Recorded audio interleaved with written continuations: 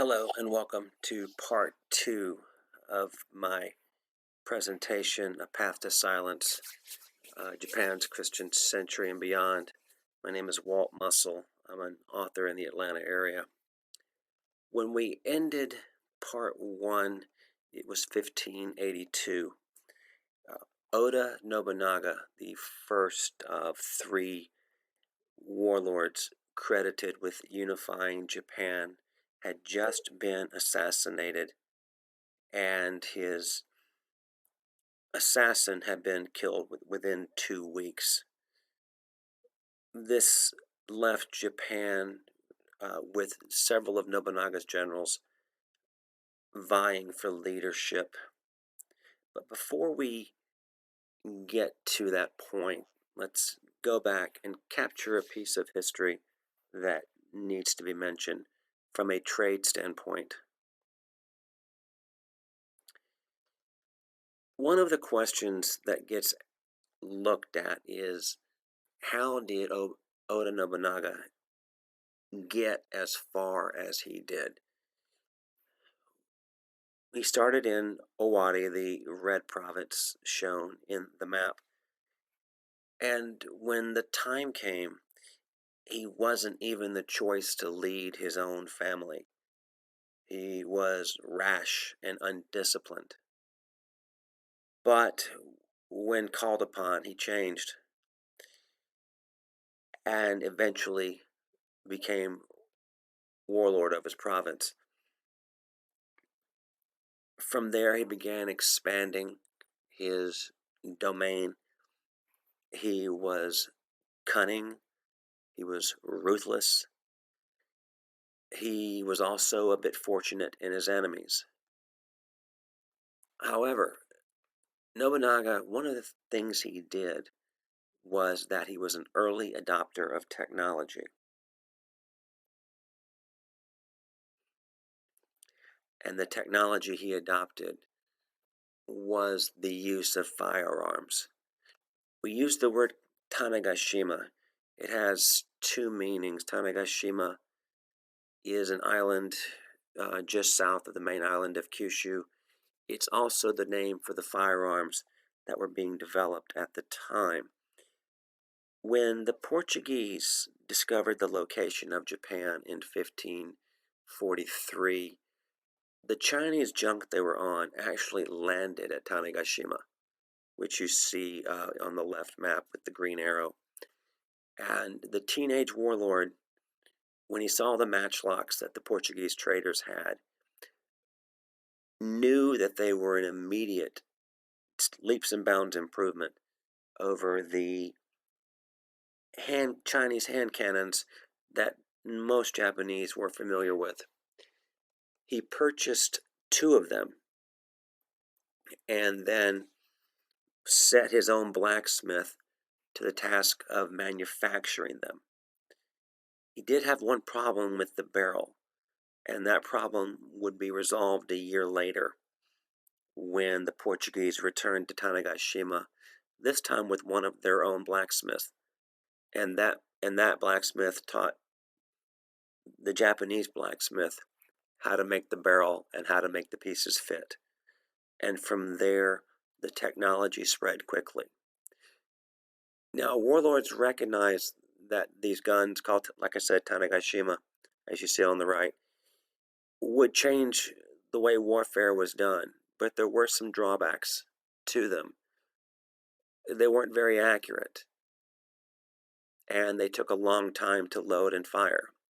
You could fire many arrows in a space of time it took you to reload and fire a gun once.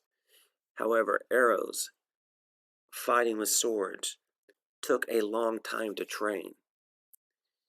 On the other hand, these guns, you could teach a foot soldier how to load and fire a gun fairly easily. And then those foot soldiers could fire in staggered rounds to mimic the effect of how many arrows were coming at them. Nobunaga used it to win a few battles, and expanded his domain through Japan. But after he was assassinated, then it came to Toyotomi Hideyoshi. Hideyoshi was the general who effected revenge on the traitor, and he was the first to make his claim. He would fight with two other Nobunaga generals. One would die, and one he'd reach an agreement with. Hideyoshi, I listed him up here as a brilliant strategist, and he was. He was different from previous rulers in that he rose from being a peasant to his position. His birthday, when he actually was born, is not really known. One of his first jobs was as Nobunaga's sandal bearer. He was so devoted to Nobunaga that he would keep Nobunaga's sandals underneath his kimono when he slept.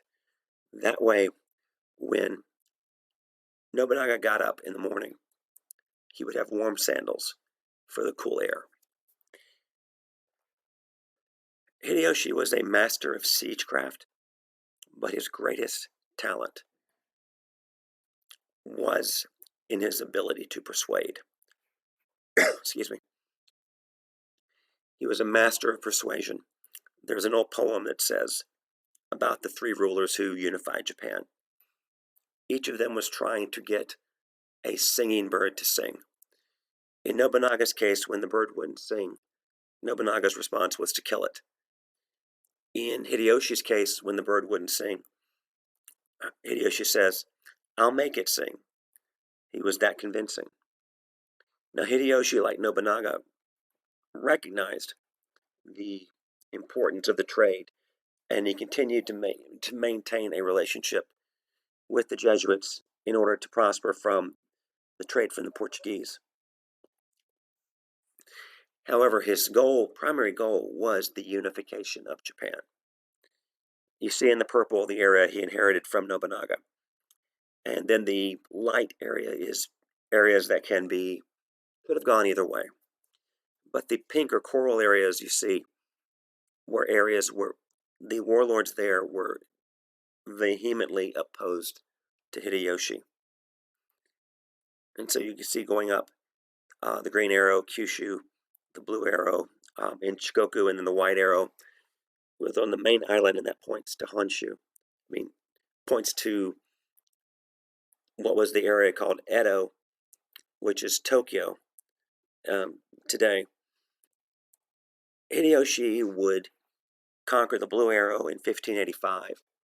He would conquer the green arrow in 1587, and then would conquer the white arrow in 1590.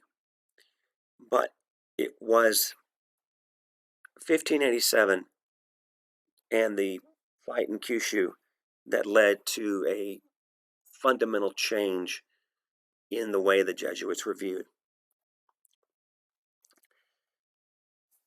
According to some history books, what is known is that Hideyoshi borrowed a ship from the Portuguese to fire on his enemies. What is debated is how he got that ship in the first place. And it's believed that the Jesuits made arrangements for Hideyoshi to get the ship in seeing Hideyoshi as the eventual ruler of Japan. And this action made Hideyoshi suspicious of the Jesuits. It meant they were political animals, just as he was. And so, after defeating the warlord in Kyushu, he ordered a ban on Christianity and said all the missionaries need to leave. This is referred to as the Hakata Edict.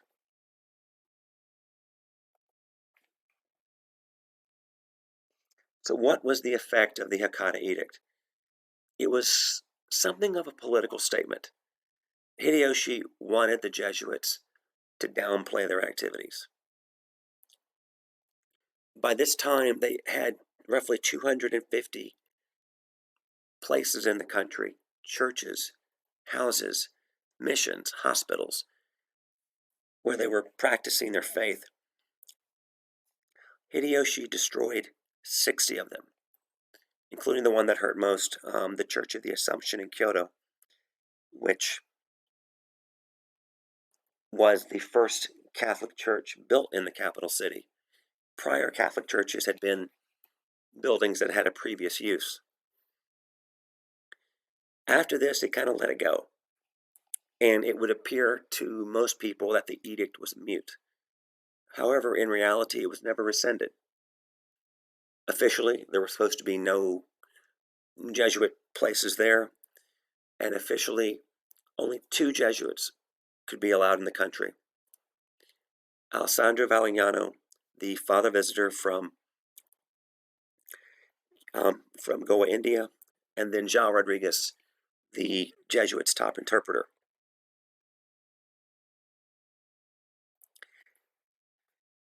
The Jesuits, though, were also about to become victims of their own success. The number of converts had grown so much that the Pope decided it was time to break the Jesuit monopoly. He authorized that Spain's father visitor in the Philippines could visit Japan. And this broke treaties that had been signed, which are a topic for another day. But he authorized the visit, and he created a diocese specifically for Japan. A diocese is just a Catholic administrative area. As long as Japan had been managed from another country, then the Jesuits had the monopoly. But once it became its own diocese, then the Franciscans could come in, Dominicans could come in, anybody could come in. And the Franciscans were first. The first friars that intended to stay arrived in 1593. This was against the edict. They did meet with Hideyoshi, and Hideyoshi learned that with the Franciscans, there were sects of Catholicism. This made him angry because it made Christianity once again look like the Buddhist, which had many sects. From the Franciscans' perspective, they understood that they had gained approval to found a church in the capital city, and they built that in Kyoto in 1594. So why were they so at odds? They did have a different way of doing things. The Franciscans thought the Jesuits timid. They would say Mass behind locked doors. They would go out in Japanese dress. They were also critical of Jesuit trading practices and the Jesuit practice of marrying Christians with non-Christians. As for the Jesuits, they felt the Franciscans had a lack of discretion, did not understand the politics of Japan, and had a very simplistic approach to Hideyoshi. They called them frail idiota or simple friars. And in other words, they felt the Franciscans were the proverbial bull in the china shop.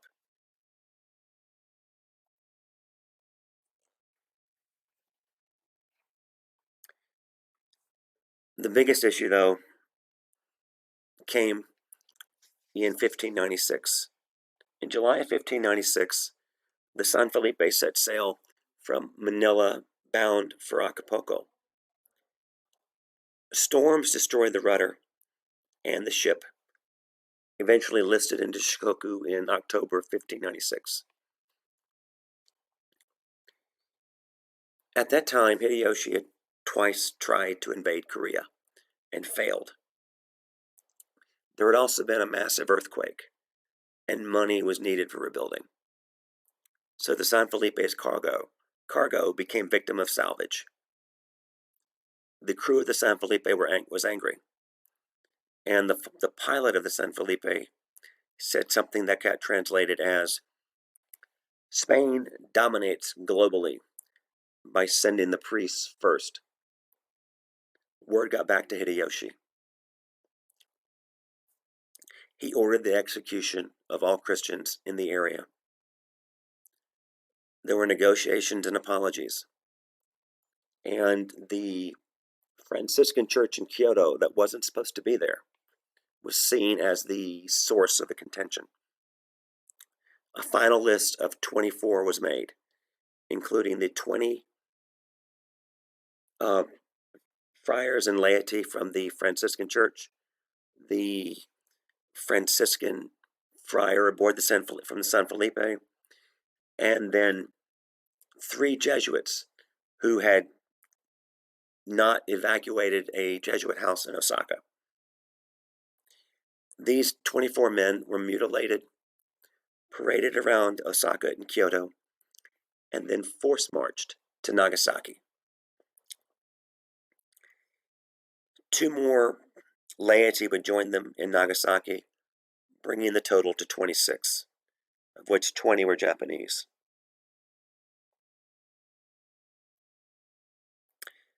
And on February 5th, 1597, these men were crucified.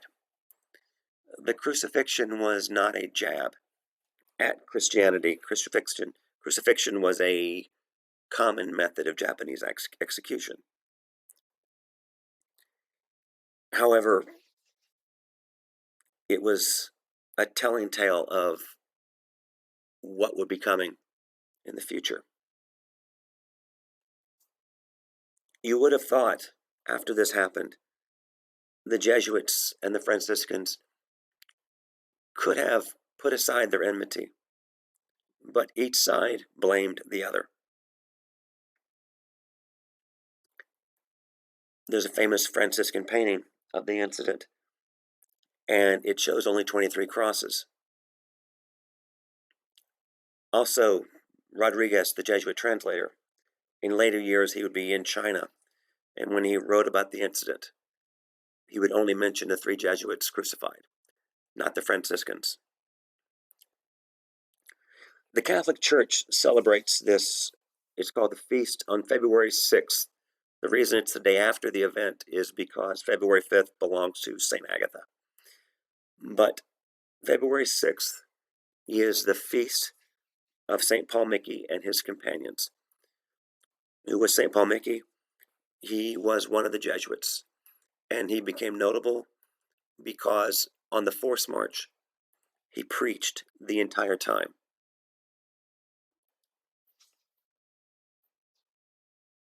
If Paul Mickey had not been crucified, he likely would have been the first Japanese priest.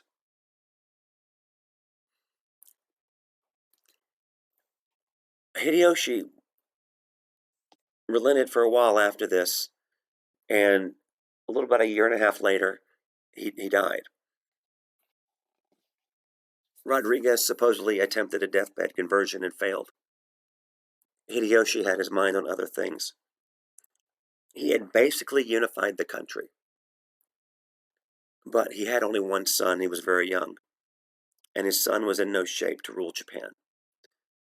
So he created a council of 5 elders tasked with raising his son until his son could take over. His son's name was Hideyoshi. And this seemed to work for a while, but one of the 5 elders had no intention of ever letting Hideyoshi rule Japan. We will come to that in part 3.